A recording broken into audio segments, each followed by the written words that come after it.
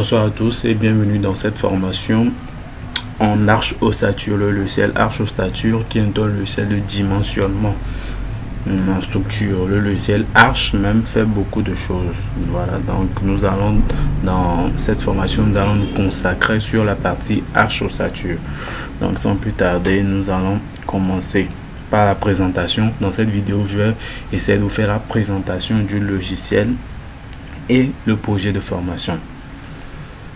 Voilà, donc nous avons le logiciel Gratec ici. Voilà, le logiciel Gratec dans lequel nous avons les différents types de modules de arche. Donc quand vous lancez votre logiciel Gratec, vous serez sur cette page. Maintenant, nous allons essayer de paramétrer le logiciel, parcourir le logiciel. Nous avons l'onglet dessin. Donc tout d'abord, tout ce que nous avons ici, ce sont les raccourcis dans les onglets que nous allons parcourir.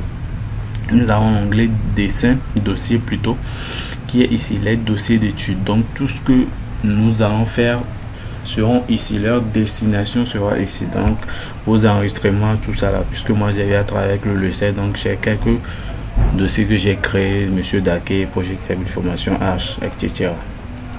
Voilà, donc nous avons un dossier, c'est ici, il faut créer un nouveau dossier, supprimer, renommer, purger, etc. Ici nous avons l'option du logiciel, nous avons la localisation. Ici je vous conseille au niveau de la localisation de laisser, genre au niveau du pays vous laissez France, mais si vous êtes dans un pays maghrébin vous pouvez mettre Maroc, etc. Mais je vous conseille de laisser par défaut France, parce qu'il y a très peu de pays où laissez France. Voilà, vous voyez, il y a le Maroc, il y a la Tunisie, c'est tout. Laissez France, l'interface d'utilisation France, France document France. Maintenant les normes de conception, nous sommes en béton armé. Voilà, donc notre projet est en béton armé. Du coup nous allons beaucoup plus nous intéresser sur les modules, les normes de conception béton armé. Nous avons le Eurocode, le HE, le Babel. Nous allons changer. Si vous venez juste d'installer le logiciel, vous allez voir que votre logiciel sera sur Eurocode, la norme de conception sera sur Eurocode. On change en Babel, c'est très important. Vous changez en Babel. Maintenant la construction métallique CM66, certes on va pas l'utiliser, mais bon, je préfère qu'on mette CM66, construction en bois CB111 normalement. Ici le symbole unité, vous laissez par défaut, ou bien vous pouvez changer dans la devise de votre pays en fait. Ok, après nous on tourne encore, on a les éléments finis.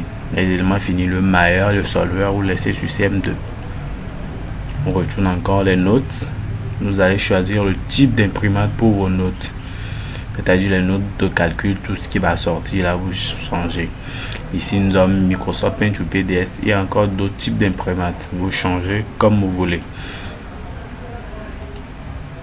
De même que les tracés, c'est-à-dire les plans d'exécution qui vont sortir, vous faites aussi la même configuration. On retourne ici sur configuration, l'environnement. L'environnement, ici aussi le module de ferrage. Arche ossature est ancré de deux modules de ferrage. Nous avons le module de ferrage BIM et le module arche même. Donc dans le cadre de notre formation ici, nous allons nous consacrer sur le module arche, mais bon, dans une formation beaucoup plus avancée nous allons faire le module BIM aussi. Donc vous changez ici, si vous avez le module BIM, vous changez ça en module arche, donc c'est bon, et les autres vous laissez par défaut. Enfin, ok, nous avons le ferrage, vous laissez par défaut. On a l'affichage aussi, vous pouvez décider d'afficher les trucs par modèle, par document, trier les icônes, mais je préfère que vous laissez par programme. C'est à peu près l'environnement du logiciel Gratec même. Donc on lance notre module qui nous concerne plus le module H ossature.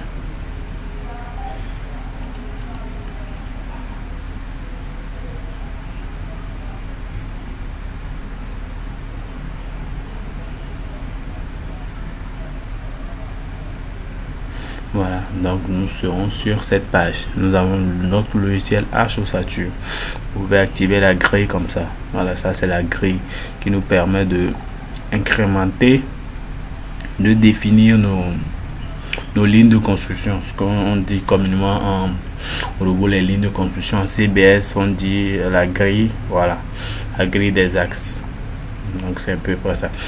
Donc si je vais prendre l'exemple, je prends un poteau, je mets ici, et je vais essayer de côté pour voir. Vous voyez, j'ai 2 mètres, donc un carreau ça fait 1 mètre. Du coup, si vous avez 2 mètres 50, vous allez utiliser les modules carreau. Les modules carreau qu'on a ici, on a carreau supprimé, etc.